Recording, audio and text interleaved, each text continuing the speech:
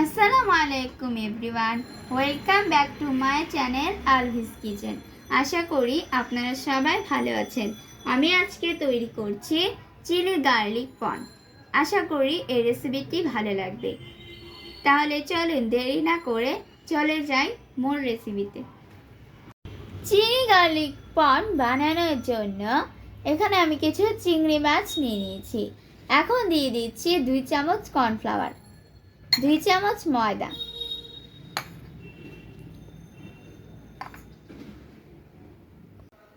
দিচ্ছি 1 চামচ আদা ও রসুন বাটা,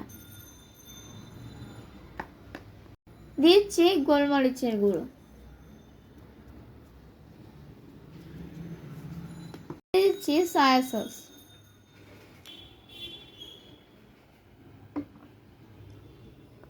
এখন একটি ডিম ফেটিয়ে দিয়ে দিচ্ছি।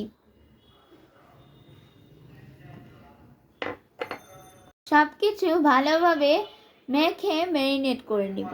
এখন আমি এখানে একটি মিশ্রণ বানিয়ে নেব। সেই জন্য একটি বাটিতে আমি 1 টেবিল চামচ কর্নফ্লাওয়ার নিয়ে নিয়েছি।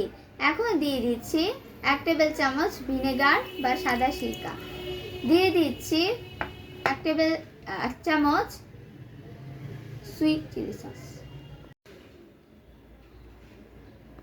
এখন দিয়ে দিচ্ছি 1 চামচ রেড চিলি সস, দিচ্ছি 1 চামচ টমেটো সস এবং 1 চামচ সয়া সস। সবকিছু ভালোভাবে মিশিয়ে একটি মিশ্রণ বানিয়ে এটাকে সাইডে রেখে দিচ্ছি। এখানে তেল গরম করে নিয়েছি, দিয়ে দিচ্ছি 1/2 চামচ লবণ, দিচ্ছি ম্যারিনেট করে রাখা চিংড়ি মাছগুলো। মাছগুলোকে উল্টে পাল্টে ভালোভাবে ভেজে নেব। মাছগুলো ভাজা হয়ে গিয়েছে, এখন তুলে নিচ্ছি। সেই একই প্যানে আমি দিয়ে দিচ্ছি 2 চামচ রসুন কুচি, দিচ্ছি 1 চামচ আদা কুচি। আদা এবং রসুনটাকে ভালো করে ভেজে নেব। দিচ্ছি সামান্য পেঁয়াজ কুচি, দিচ্ছি কুচি করে কেটে রাখা ক্যাপসিকাম ও red bell pepper, yellow bell pepper গুঁড়ো, দিয়ে দিচ্ছি কাঁচামরিচ কুচি, অনিয়ন কুচি দিয়ে দিচ্ছি। হাই হিটে এগুলোকে ভেজে নিয়েছি। এখন দিচ্ছি আগে থেকে যে মিশ্রণটা বানিয়ে রেখেছিলাম সেইটা, দিচ্ছি ভেজে রাখা চিংড়ি মাছগুলো।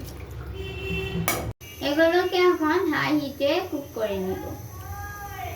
আমি এখানে কোনো লবণ দিলাম না, কারণ কর্নফ্লাওয়ার ও সস দিয়ে যে মিশ্রণটা দিয়েছিলাম এখানে সেটার মধ্যে লবণ ছিল, তাই আর আমি এখানে লবণটা দিচ্ছি না। তবে চেক করে দেখব, যদি লবণ প্রয়োজন হয় তবে দিয়ে দিব। শেষ পর্যায়ে ছড়িয়ে দিচ্ছি সাদা তিল। তিলটা আমি আগে থেকেই ভেজে রেখেছিলাম। তৈরি হয়ে গিয়েছে চিলি গার্লিক পন। আশা করি এই চিলি গার্লিক পনের রেসিপিটি আপনাদের ভালো লেগেছে। যাদের এই চিলি গার্লিক পনের রেসিপিটি ভালো লেগেছে তারা অবশ্যই লাইক, কমেন্টস ও শেয়ার করতে ভুলবেন না। সেই সাথে আমার চ্যানেলটি সাবস্ক্রাইব করার অনুরোধ রইল। আজকে এ পর্যন্তই। সবাই ভালো থাকবেন। আল্লাহ হাফেজ।